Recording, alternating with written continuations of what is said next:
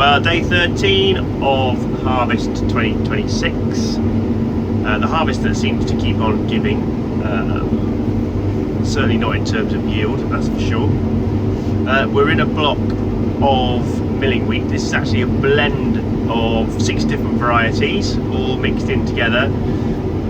You can see them closer up, but not necessarily so obviously from here. And through the growing season, it was quite interesting to look at the different hues of green, the different growth characteristics.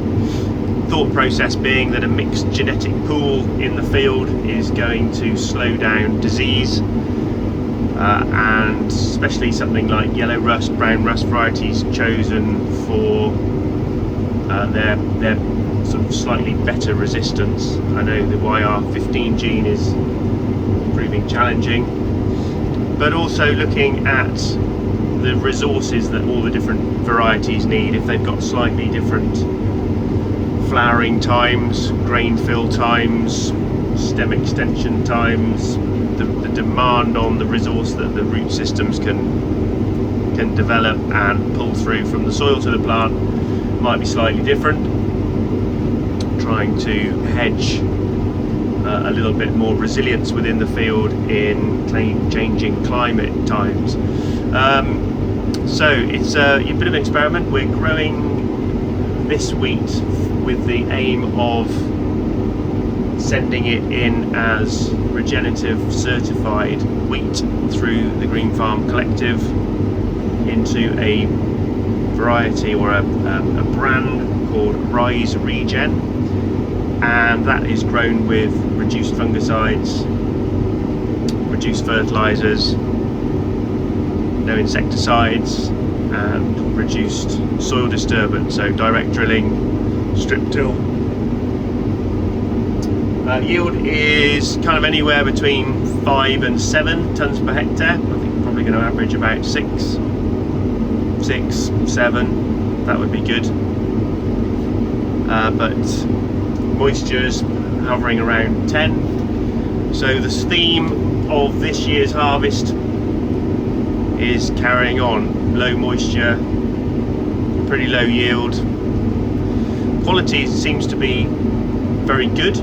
Protein on the John Deere Harvest Lab is indicating somewhere between 12.5 and 14, depending on where we are in the field. So from a milling point of view, the quality should all be there, and hopefully we can attract a Green Farm Collective premium to that as well.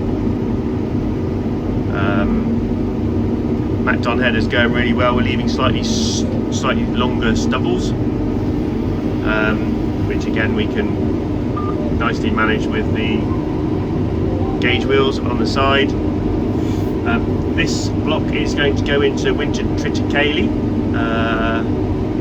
which actually in hindsight we cut that after the winter barley on some very, very light land, and it's probably doing the same yield as the wheat crop with lower growing costs. Different market, and interesting to see how the two margins after harvest will come together. But I think it's a case of sort of going forward, risk management, not too many eggs in one particular basket, spreading that risk, especially if these hotter, drier climates are to continue, which I suspect they are. It's kind of got a very arid, dusty feel to it. I know we've got the seed control unit engaged at the moment. There's a little bit of black grass, a few wild oats in this field, so we're taking those out. But again, very grateful for Auto Track out here. It's taking the full width of the combine, full width of the header, and visibility down to about 30 feet if we're lucky. Anyway, we are pushing on, and we'll finish this farm up tonight, earliest ever finish for them, and yeah, we'll be back at Overbreed tomorrow with more milling wheat.